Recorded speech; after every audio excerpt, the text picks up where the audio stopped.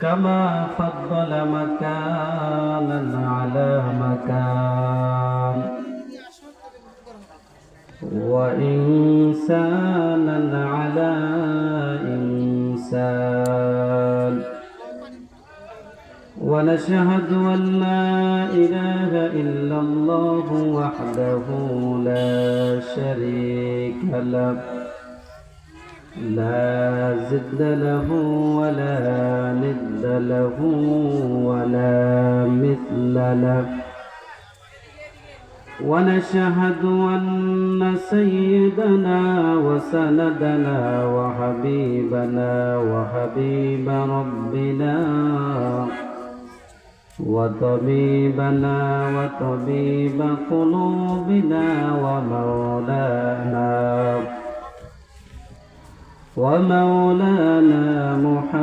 محمدا عبده ورسوله الذي أرسله بالحق بشيرا ونذيرا وداعيا إلى الله بإذنه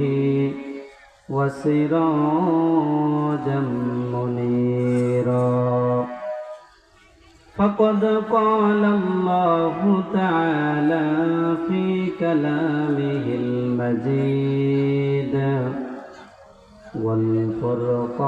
والفرقانه الحميد أعوذ بالله من الشيطان الرجيم بسم الله الرحمن الرحيم والعصر إن الإنسان لفي خسر إلا الذين آمنوا وعملوا الصالحات وتواصوا بالحق وتواصوا بالصبر وقال رسول الله صلى الله عليه وسلم يقول ابن آدم ما لي وهل لك إلا آدم يا ابن آدم إلا ما أكلت فأفنيت أو لبست فأمضيت أو تصدقت فأمضيت أو كما قال عليه الصلاة والسلام إن الله وملائكته يصلون على النبي يا أيها الذين آمنوا صلوا عليه وسلموا تسليما يا اللهم صل على سيدنا مولانا محبت شهيد وعلى آل سيدنا مولانا اللهم صل على سيدنا مولانا محمد وعلى آل سيدنا مولانا এ দুনিয়া পরে রবে আমরা একদিন থাকব না সবাই মোদের বলে যাবে নবীজি আপনি ভুলবেন না আল্লাহুম্মা সাল্লি আলা সাইয়্যিদিনা মাওলানা মুহাম্মদ ওয়া আলা আলি সাইয়্যিদিনা লা ইলাহা ইল্লাল্লাহ লা ইলাহা ইল্লাল্লাহ লা ইলাহা ইল্লাল্লাহ লা ইলাহা জিকির হতা আমদ বেদাই রোহেরা মরহমামদ দিলে মজরোহেরা লা ইলাহা ইল্লাল্লাহ লা ইলাহা ইল্লাল্লাহ তুমি কাউকে বানাইলা সফিউল্লাহ কাউকে বানাইলা কালিমুল্লাহ মোর নবীকে বানাইলা তুমি মোর নবীকে বানাইলা তুমি নূর মুহাম্মদ সাল্লাল্লাহ লা ইলাহা ইল্লাল্লাহ লা ইলাহা লা ইলাহা ইল্লাল্লাহু মুহাম্মাদুর রাসূলুল্লাহ सल्लल्लाहु अलैहि वसल्लम कौनैन के मुख्तार खुदा तुमको बनाया कौनैन के मुख्तार खुदा तुमको बनाया उम्मत के निगहबान खुदा तुमको बनाया उम्मत की निगहबान खुदा तुमको बनाया तलवार बकट हो कल मैदाने आसीर तलवार बकट हो कल मैदाने आसीर दुश्मन के मुकाबल तो लगा नाराए तकबीर दुश्मन के मुकाबल तो लगा नाराए तकबीर अल्हम्दुलिल्लाह उजिरपुर उत्तरपाड़ा केंद्रीय जामी मस्जिদের উদ্যোগে আজকের তাফসীরুল কুরআন মাহফিলের সম্মানিত সভাপতি প্রধান অতিথি বিশেষ অতিথিবৃন্দ দূর দূরান্ত থেকে অনেকে আমরা স্টেজে প্যান্ডেলের ভিতরে আসতে পেরেছি অনেকে দোকানপাটে অনেকে বাড়ি ঘরে আছে যেখানে আছি মাহফিলের আওয়াজ মাইকের আওয়াজ যাইতেছে মহান রব্বুল আলামিন আমাদেরকে এই মহতি জলসায় বেহেশতের বাগানে আসার এবং বসার তৌফিক দিয়েছেন সেই জন্য মহান মনিবের দরবারে কালিমাতে শুকরিয়া আদায় করি বলি আলহামদুলিল্লাহ লক্ষ কোটি দুরুদ ও সালাম সাইয়্যিদুল মুরসালিন খাতামুন নবিয়্যিন শামসুদ্দোহা মুহাম্মদ বদরুদ্দোজা মুহাম্মদ নুরুল হুদা মুহাম্মদ আফতাবে নবুয়ত আমার এবং আপনাদের সকলের প্রিয় নবী নবী মুহাম্মদ রাসূলুল্লাহ সাল্লাল্লাহু আলাইহি সাল্লামের উপর মহব্বতের সহিত দুরূদ শরীফ আদায় করি বলি সাল্লাল্লাহু আলাইহি ওয়াসাল্লাম যেহেতু আমার নিজের এলাকা আলোচনা কোনো শিরোনাম নিয়ে করব না আমার মনে চায় আমাকে আল্লাহ তাআলা আপনাদের দোয়ার বরকতে যতটুকু লেখাপড়া করছি যতটুকু আল্লাহ ইলম দিয়েছেন যতটুকু জানি আমার মনটা চায় আমার এলাকার মানুষদেরকে কিভাবে আমল করলে কিভাবে ইবাদত বন্দেগী করলে কিভাবে চললে আল্লাহকে আল্লাহ রাসূলকে রাজি খুশি করতে পারবেন আমার আপনার 3.5 হাত কবরটা বেহেশতের বাগান হবে আমার মনটা চায় আমি একেবারে সব কিছু বলার জন্য কিন্তু সুযোগ পাই না যতটুকু পাই যতটুকু বলি আল্লাহ তাআলা বলনেওয়ালা শুননেওয়ালা সকলকে কবুল করেন, সকলে বলে আমিন। কবি বলেন, কবি না অর্থাৎ আরবি ভাষা আছে আইয়ু বাইতি ওয়া আইয়ু মুজতামিঈন ইয়াখলু ফি হাযিহিল আইয়ামি মিন মাসিয়াতিল্লাহ। বর্তমান জামানায় এমন একটা ঘর পাবেন না যে আল্লাহর গুনাহ থেকে মুক্ত পাবেন। বর্তমান জামানায় এমন একটা ঘর নাই যেই ঘরের মধ্যে আল্লাহর গুনাহ হয় না। হয়তো নামাজ ছাড়তেছে, হয়তো জিনাহের ব্যভিচারের কথা কাজ করতেছে, অথবা মোবাইল দেখতেছে, টিভি সিনেমা দেখতেছে, গীবত শেখায়াতের কাজের মধ্যে একজন না একজন একটা না একটা জায়গা দেখে প্রবেশ করতেছেন। আইয়ু বাইতি ওয়া আইয়ু উসরাতি ওয়া আইয়ু মুজতামি ইয়াখলু ফি হাযিল আইয়ামি মিন মাসিয়াতিল্লাহ।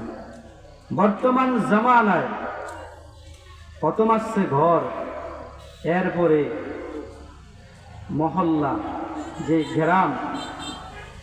ঘরের মানুষ তো নিরাপদ নয়, গুনাহ থেকে মুক্ত নয়, এই এলাকাবাসী পর্যন্ত সকলে আল্লাহর নাফরমানিতে লিপ্ত আছে বলে নাউজুবিল্লাহ।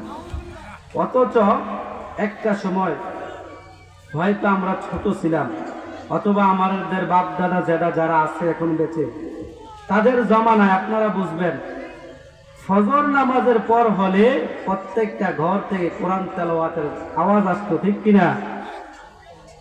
মাগরিবের পরও অনেক ঘর থেকে কোরআনের আওয়াজ আসতো। কিন্তু এখন সময় উল্টেই গেছে। ফজরের পরে মানুষ নাক ডাইকা ঘুমাইতে থাকে, মাগরিবের পর থেকে রাত্র 12টা-1টা পর্যন্ত ওই ঘরগুলিতে টিভি সিনেমার আওয়াজ শুধু চলতে থাকে, ঠিক কিনা? আল্লাহ আমাদের উপর গজব না দিলে কাকে দিবে গজব? আল্লাহ তাআলা রব দয়াময় আল্লাহ দেখা আমাদের উপর এখন আহসান করছেন, আমাদেরকে গজব দেন নাই। কিন্তু আমরা যেরকম, আমাদের দেমাগ, আমরা যেরকম মানুষ, আমাদের উপর যদি এই ক্ষমতা দেওয়া হতো, আমরা কবে এই দুনিয়াকে ধ্বংস করে দিতাম। আমরা জুলুম কম করি নাই, কম হই নাই, ঠিক কিনা? এই বাংলার জমিনে জালেমরা মুসলমানদের উপর কম জুলুম করেন নাই। ইয়া এলাই কর দে কয়াম হুকমতে কোরআন কো বাংলাদেশ সে দূর কর দো ইসলাম ও দুশ্মন কো। ইয়া এলাই কর দে কয়াম হুকমতে কোরআন কো সারা জাহান সে দূর কর দে ইসলাম ও দুশ্মন কো। সকলে বলে আমিন। আল্লাহর কাছে দোয়া করেন, আল্লাহ এই বাংলার জমিনে ইসলামের দুশ্মন যারা আছে সকলকে এই জমিন থেকে বিতাড়িত করে দাও। সারা পৃথিবীর মধ্যে মুসলমানদেরকে যারা অত্যাচার করতেছে, জুলুম করতেছে, আল্লাহ তাদেরকে হয়তো হেদায়েত দিয়ে দাও, না হয় ধ্বংস করে দাও। সকল বলে আমিন। এই বাংলার জমিনে জালেমরা জুলুম করছে না? করছে। আমরা দোয়া করছি কিভাবে? আমরা তো আর সবাই তো আর ময়দানে নামতে পারি না। আল্লাহ কিছু লোকের উসিলায় এই জমিনকে এখন নেপাক মুক্ত করেছে বলি আলহামদুলিল্লাহ। আমরা দোয়া করছি, ইয়া এলাই কর দে কয়েম হুকমতে কোরআন কো, ইয়া এলাই কর দে কয়েম হুকমতে কোরআন কো বাংলাদেশ সে দূর কর দো হাসিনা শয়তান কো। বলি আলহামদুলিল্লাহ। আল্লাহ করছেন দূর, যারা জুলুম করবে দুনিয়ার জমিনে, এই জালেমদেরকে আল্লাহ রাখবেন এই জমিনের মধ্যে। এই জন্য জুলুম করা বন্ধ করে দেন। সকলে দেখবেন এই জমিনের মধ্যে আল্লাহর রহমত বরকত নাজিল হইতে থাকবে বলে আলহামদুলিল্লাহ। যেই সময় যেই রাষ্ট্রের সরকার, এমপি, মন্ত্রী জনগণের মাল খেয়ে খাবে, জনগণের সম্পদ আত্মসাৎ করবে, ওই জমিনের মধ্যে আল্লাহর রহমত আর আসবে না। একটা সময় এই জমিনের মধ্যে কত সুন্দর সুন্দর ফল ফলাদি আসতো, এখন আছে? এখন হয় না। কেন? আমাদের গুনাহের কারণে, নাফরমানির কারণে। আমাদের গুনাহের কারণে, নাফরমানির কারণে। আল্লাহ রাসূল সাল্লাল্লাহু আলাইহি সাল্লাম বলেছেন, 5টা জিনিস অতি তাড়াতাড়ি করবা। কয়টা জিনিস? 5টা জিনিস তাড়াতাড়ি করার চেষ্টা করবা, তোমার সামনে চলে আসলে করবা। আল্লাহ রাসূল সাল্লাল্লাহু আলাইহি ওয়াসাল্লাম বলেন, হে আমার দুনিয়ার উম্মতেরা, যখন তোমাদের সামনে 5টা জিনিস চলে আসবে, 5টা জিনিস যথাসম্ভব তাড়াতাড়ি করার চেষ্টা করবা। 1 নম্বরে, যখন তোমার ঘরের মধ্যে, বাড়ির মধ্যে যখন কোনো মেহমান আসবে, যতটুকু সম্ভব, যত তাড়াতাড়ি সম্ভব ওই মেহমানকে আহার করাইবা। বলি সুবহানাল্লাহ। ওই মেহমান অনেক দূর থেকে আসছে অথবা কাছ থেকে আসছে, কিন্তু তাকে যতটুকু সম্ভব খানা না খাওয়াইলো আগে হালকা পাতলা একটু নাস্তা দাও, আল্লাহ রাসূল বলছেন। 2 নম্বরে, যখন কোনো ব্যক্তি মৃত্যুবরণ করবে, মৃত্যুবরণ করার সাথে সাথে কিছুক্ষণের মধ্যে, অল্প কিছু সময়ের মধ্যে ওই মৃত্যু ব্যক্তিকে দাফন করে দেওয়ার জন্য আল্লাহ রাসূল বলছেন। কিন্তু আমাদের তো মৃত্যুবরণ করলে 7 ঘন্টা, 8 ঘন্টা, 9 ঘন্টা, 10 ঘন্টা এরকমও আছে, 1 দিন 2 দিনও চলে যায়। অনেক যারা বড় লোক আছে, নেতা আছে, তাদের কি 1 দিন 2 দিন রাখার পর এরপরে মাটি যায়। কিন্তু রাসূল বলছেন যতটুকু সম্ভব, যত তাড়াতাড়ি সম্ভব তাকে দাফন করে দাও। 3 নম্বরে, যখন আপনার কোনো ছেলে মেয়ে হবে, ওই মেয়ের যখন প্রাপ্তবয়স্ক হয়ে যাবে, ওই ছেলে যখন প্রাপ্তবয়স্ক হয়ে যাবে, প্রাপ্তবয়স্ক ছেলে এবং মেয়েকে যতটুকু সম্ভব তাড়াতাড়ি তাদেরকে বিবাহ দিয়া দাও। বলে সুবহানাল্লাহ। কিন্তু এখন বিবাহ দেয় না। যেই কাজগুলি আল্লাহ রাসূল তাড়াতাড়ি করার জন্য বলছে, এগুলি আমরা দেরি করে করি।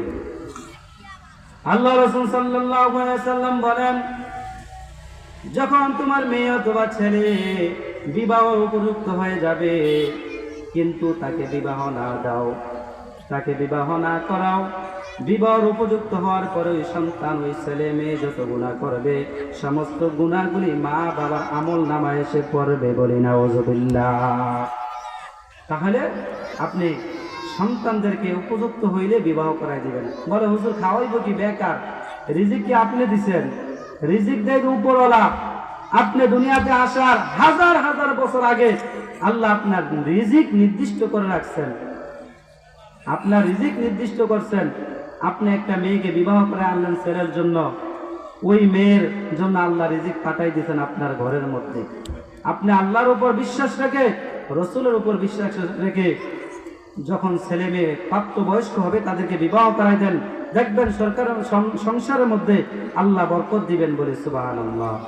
4 নাম্বার, যখন কোনো মানুষ কারো কাছ থেকে ঋণ আনে, কোনো টাকা হাওলাত আনে, হাওলাত আনার পরে যতটুকু সম্ভব তাকে ওই টাকাটা তাড়াতাড়ি পরিশোধ করে দেওয়া, আল্লাহ রসুল পরিশোধ করে দেওয়ার জন্য বলছেন। কেননা আমি মৃত্যুবরণ করতে পারি, এখন আমার এই টাকাটার ব্যাপারে যদি আমার সন্তানরা, পরিবার না জানে, সেও না বলল, তার মনের মধ্যে যদি কি থাকে, কষ্ট থাকে টাকাটার, কিয়ামতের ময়দানে টাকার আপনার উসুল করবে সে আপনার আমল নিয়ে। এই জন্য কি করতে হবে, আপনি টাকা পরিশোধ করে দিতে হবে। 5 নম্বরে, যখন বান্দা গুনাহ করবে সাথে সাথে তওবা করে ফেলে। বলি সুবহানাল্লাহ। আল্লাহ রাসূল সাল্লাল্লাহু আলাইহি ওয়াসাল্লাম বলেন, আনিল আগরি রাদিয়াল্লাহু তাআলা আনহু قال রাসূলুল্লাহ সাল্লাল্লাহু আলাইহি ওয়াসাল্লাম সাল্লাল্লাহু আলাইহি ওয়াসাল্লাম, ইয়া আইয়ুহান নাস তুবু ইলাল্লাহ ফাইন্নী আতুবু ইলাল্লাহি ফিল ইয়াউমি মিয়াতা মাররা। আল্লাহ রাসূল সাল্লাল্লাহু আলাইহি ওয়াসাল্লাম বলেন, হে আমার উম্মতেরা, আমি নবী, শুনিয়া রাখো, আমি নবীর কথা, আমি নবী দৈনিক 100 বার তওবা করেছি। তোমরাও বেশি বেশি তওবা করো, ইস্তেগফার করো, তাহলে আল্লাহ তোমাদের গুনাহ মাফ করে দিবেন। শুধু তাই না, গুনাহ মাফের সাথে সাথে আল্লাহ আপনার রিজিকের মধ্যে বরকত দিয়ে দিবেন। বলি সুবহানাল্লাহ। আমাদের রিজিকে বরকত নাই, গুনাহ করতেছি, কি তওবা করার চিন্তা ভাবনা করি না, তওবাও করি না। আরে তওবা করার প্রয়োজন তো। আপনি যদি এখন বিনা তওবায় মৃত্যুবরণ করেন, তাহলে আপনার অবস্থাটা কি হবে আপনি একটুও বুঝবেন না।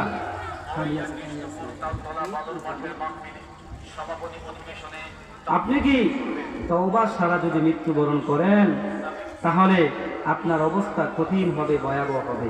এই জন্য আপনি তওবা করতে হবে।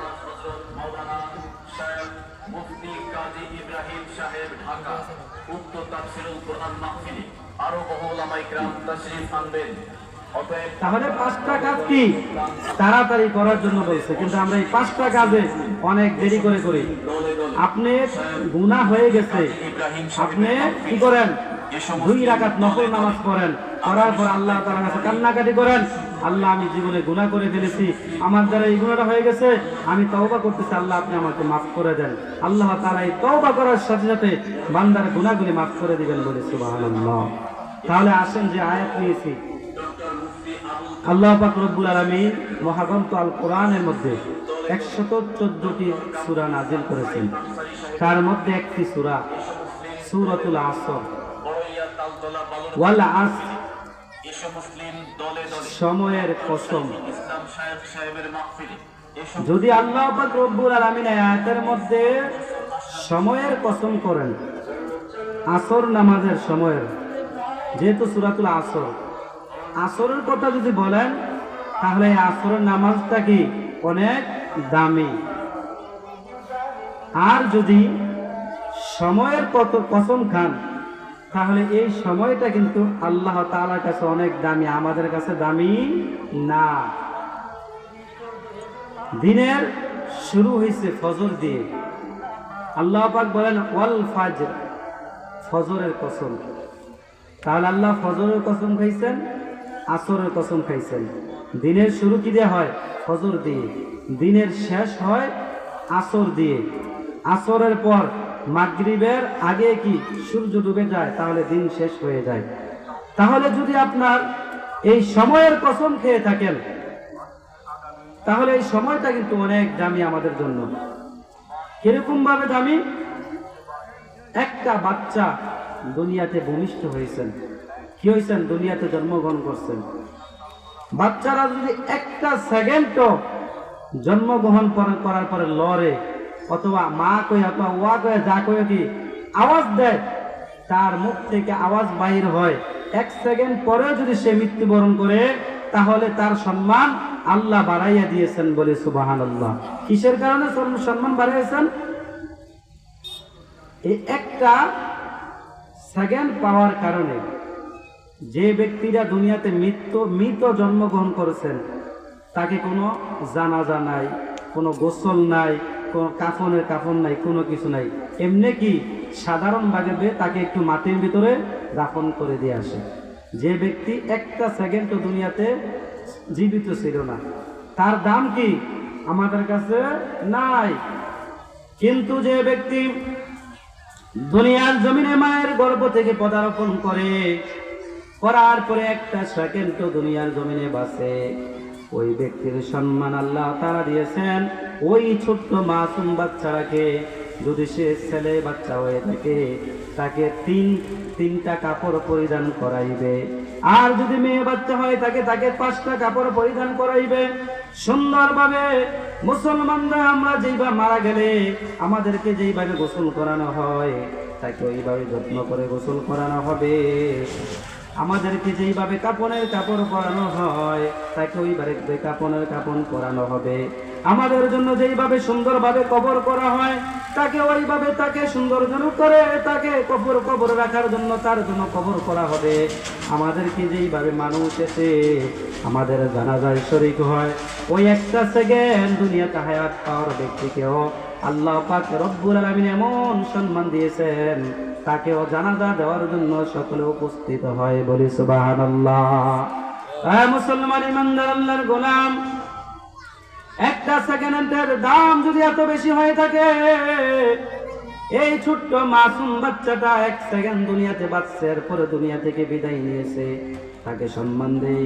আমরা মৃত্যুবরণ করলে আমাদেরকে কবরে রাখার জন্য সকলে বিসমিল্লাহি ওয়া আলা মিল্লাতি রাসূলিল্লাহ বলে আমাদেরকে কবরে দাফন করে।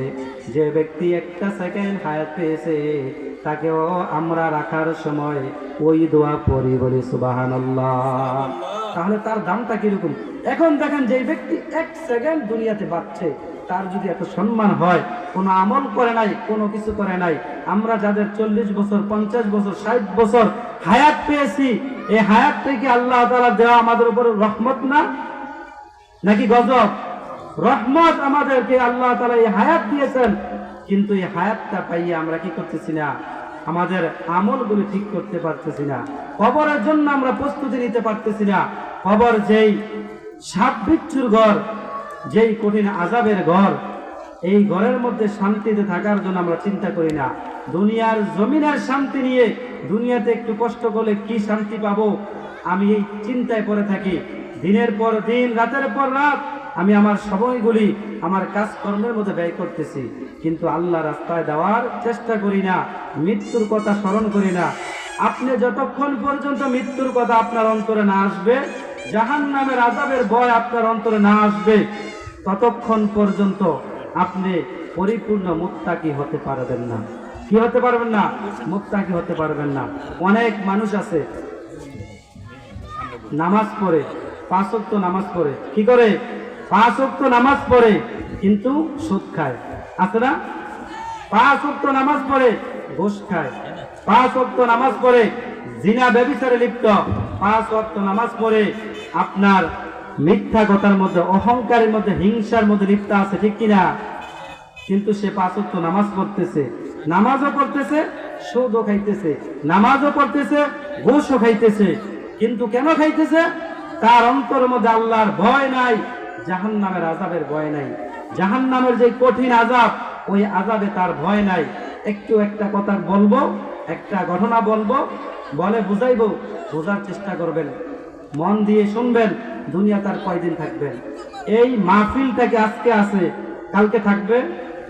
এই মাহফিলের কি সুন্দর করে সকলে চারদিকে যে যতটুকু সম্ভব মাহফিলের জন্য এলান করেছে, পাবলিসিটি করেছে, মাহফিলে দাওয়াত দিয়েছে সকলকে। মাহফিল কি সুন্দর করে সাজাইছে। এখন এই সুন্দরতা পরিপূর্ণতা পাবে আপনাদের দ্বারা। মাহফিল এত সুন্দর করে সাজাই যদি মাহফিলের প্যান্ডেলের ভিতরে মুসল্লি না থাকে, তাহলে এই মাহফিল সাজায় কি নাই? কোনো লাভ নাই। আমরা মাহফিল সাজাইয়া মেহমানদারি নিয়ে ব্যস্ত, দোকানপাট নিয়ে ব্যস্ত, আত্মীয় স্বজন নিয়ে ব্যস্ত, তাহলে এই মাহফিল তো কোনো দেওয়ার প্রয়োজন নাই। এই জন্য সকলের কাছে অনুরোধ করব, দূর দূরান্ত থেকে মেহমান আসবে এই মাহফিলে আলোচনা করার জন্য। এখন যদি তারা এসে দেখে আপনারা সবাই বাড়ি থেকে ঘুমিয়ে আছেন, তাহলে তো তারা কি আলোচনা করবে? আরো গিয়ে বলবে, উজিরপুর এলাকায় গিয়েছিলাম, ওই জায়গায় মানুষ মাহফিলের মধ্যে বসে না। তাহলে বলতেছিলাম জাহান্নামের আযাব কত ভয়ঙ্কর। হিন্দুস্তান, ভারতের মধ্যে এক আল্লাহর বান্দা ছিলেন, অনেক ধনী। তিনি মানুষদেরকে দান করতেন। তিনি জানতেন তার বাড়িতে দৈনিক কয়েকজন মিসকিন আসে, গরিব আসে, তাদেরকে তিনি প্রত্যেককে, যে ব্যক্তি 2 চক্ষু নাই তাকে বেশি দান করতেন, যার 1 চক্ষু নাই তাকে একটু কম দান করতেন, যার 1 পা নাই তাকে কম দান করতেন। এরকম ভাবে যার যত রকমের যত বেশি সমস্যা তাকে বেশি দান করতেন। ওই সময় একজন ভিক্ষুক ছিল, তিনি প্রত্যেকদিন তার বাড়িতে যাইতেন ভিক্ষা করার জন্য। এখন ওই ব্যক্তি প্রত্যেকদিন হিসাব করে রাখেন যে আমার কাছে অমুক লোক ভিক্ষার জন্য আসে, অমুক লোক সাহায্যের জন্য আসে, আমি তাদেরকে এত এত টাকা করে দিয়ে দিব। কিন্তু 4 থেকে 5 দিন হয়ে গেল, ওই যে ভিক্ষুক, ওই ভিক্ষুক আর বড় লোকের বাড়িতে আর আসে না ভিক্ষা নেওয়ার জন্য।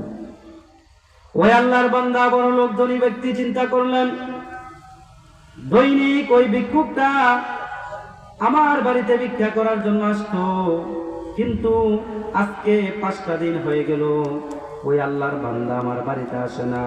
হয়তো সে অসুস্থ অথবা কোনো মুসিবতের মধ্যে আছে।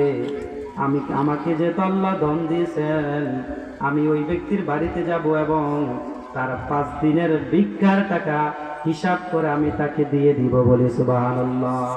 আর আমাদের বাড়িতে একজন ভিক্ষুক যদি আজকে আসছে, এরপরে একটু পরে যদি আরেকজন আসে, তাহলে সারছে আরে ভিক্ষুক, তাদের কারণে কি, তাদের জন্য আমরা ঘরে থাকতে পারি না, একটু পরে পরে সাহায্য, একটু পরে পরে সাহায্য। বিরক্ত হয়ে যায় মা বোনরা। কিন্তু এই আল্লাহর বান্দা এরকম ছিলেন, আল্লাহ তাকে ধন দিয়েছেন, মন দিয়েছেন, তিনি যতটুকু সম্ভব আল্লাহ রাস্তা দান করতেন, গরিব মিসকিনদেরকে দিতেন। ওই আল্লাহর বান্দা ধনী ব্যক্তি চিন্তা করলেন, যেহেতু আল্লাহ তাআলা আমাকে ধন দিয়েছেন, আমি তাকে দৈনিক দান করেছি, কিন্তু আজকে 5টা দিন সে আমার বাড়িতে আসে নাই। আমি যাব আজকে তার বাড়ি, যেহেতু আমি চিনি পরিচিত লোক, তার বাড়িতে আমি যাব, গিয়ে তাকে তার খোঁজ খবর নিব, 5 দিনের ভিক্ষার টাকা তাকে আমি দান করে দিয়ে আসবো। বলি সুবহানাল্লাহ। ওই আল্লাহর বান্দা ধনী ব্যক্তি চলে গেলেন ফকিরের বাড়িতে, গিয়ে দেখলেন ফকির ঘরের মধ্যে পড়ে আছে, অসুস্থ অবস্থায় আছে। ফকিরকে ডাক দিয়ে বলে, হে আল্লাহর বান্দা, আজকে 5টা দিন আপনি আমার বাড়িতে যান নাই। আমি তো চিন্তা করতেছি নাকি আপনি আমার সাথে রাগ করেছেন, গোসা করেছেন, এই কারণে আসতে পারেন নাই। আমি চলে আসলাম আপনার বাড়িতে। ওই আল্লাহর বান্দা ফকির বলে, হে আল্লাহর বান্দা, আমি আজকে 5 দিন যাবত অসুস্থ, এই কারণে আমি ঘর থেকে বাইরে হতে পারি না। ধনী ব্যক্তি ডাক দিয়ে বলেন, হে ভাই ফকির, আল্লাহর বান্দা, আমি তোমার 5 দিনের টাকা হিসাব করে, দৈনিক 2 টাকা করে হিসাব করে 10 টাকা তোমার জন্য আনছি। তোমার জন্য এই 10 টাকা তোমাকে দিয়ে গেলাম। আর তুমি যেহেতু অসুস্থ, যতটুকু সম্ভব আমি তোমার সুস্থতার জন্য চিকিৎসার ব্যবস্থা করে দিব। বলি সুবহানাল্লাহ। ওই আল্লাহর বান্দা ফকির কান্না শুরু করে দিলেন। ধনী ব্যক্তিকে ডাক দিয়ে বলে, হে আল্লাহর বান্দা, দুনিয়ার জমিনে আমার কোনো ছেলে নাই, মেয়ে নাই, বিবি নাই, মা নাই, বাবা নাই, ভাই বোন কেউ নাই। দুনিয়ার জমিনে আমি একা। তুমি যেহেতু এত দূর থেকে, আমি 5 দিন যাই না তোমার বাড়িতে, কিন্তু এরপরও তুমি আমার জন্য ওই তোমার 5 দিনের টাকা হিসাব করে নিয়ে আসছো, তাহলে আমার মনের মধ্যে, অন্তরের মধ্যে বিশ্বাস হয় তুমি আমাকে ভালোবাসো আল্লাহর জন্য। আমি তোমার কাছে ফরিয়াদ করি, আমি অসুস্থ, যদি আমি মৃত্যুবরণ করি, তুমি আমাকে তোমার আপন লোককে যেইভাবে দাফন করো, আমি তোমার কাছে চাই তুমি আমাকে তোমার আপন লোকের মতো আমাকে দাফন করিয়ে দিও। বলি সুবহানাল্লাহ। ওই ধনী ব্যক্তি ফকিরের হাতে ধরে তো শপথ করলেন যে, হে আল্লাহর বান্দা, হ্যাঁ, যদি তোমার মৃত্যুর খবর শুনি, যতটুকু সম্ভব আমি তোমার কাছে আসবো, তোমাকে গোসল করাইব, দাফন দিব। এই বলে আল্লাহর বান্দা চলে গেলেন। ধনী ব্যক্তি 2 দিন পর ওই আল্লাহর বান্দা দুনিয়া থেকে বিদায় নিয়েছেন। বিদায় নেওয়ার পর তার কাছে খবরটা পৌঁছলো। পৌঁছার পরে আল্লাহর বান্দা আসলেন। আসার পরে তিনি তাকে গোসল করাইলেন, তার সাথে ওয়াদা অনুযায়ী তাকে গোসল করাইলেন।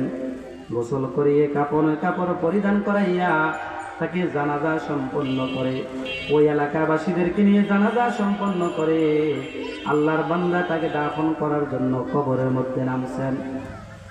কবরের মধ্যে নামার পরে যখন তাকে দাফন করলেন, দাফন করার পরে কবর থেকে উঠে চলে আসলেন।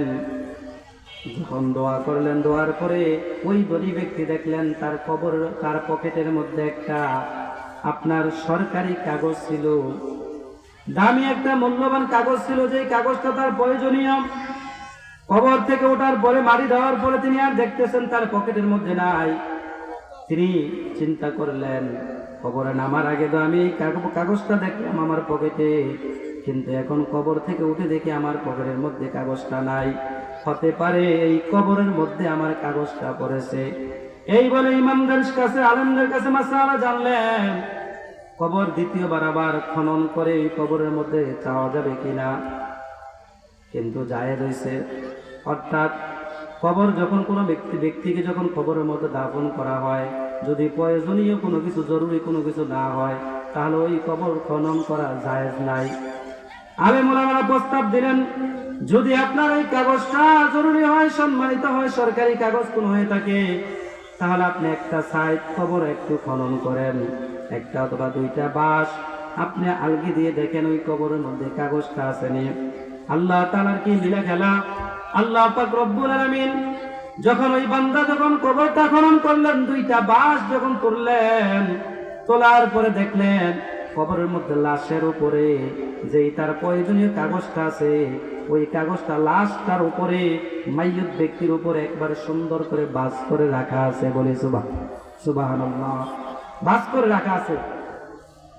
তখন আল্লাহর বান্দা কবরের মধ্যে হাতটা ঢুকাইলেন, ঢুকাইয়া তিনি কাগজটা নিলেন, কাগজটা নিয়ে বয়ে হাতটা জোরে টান দিলেন।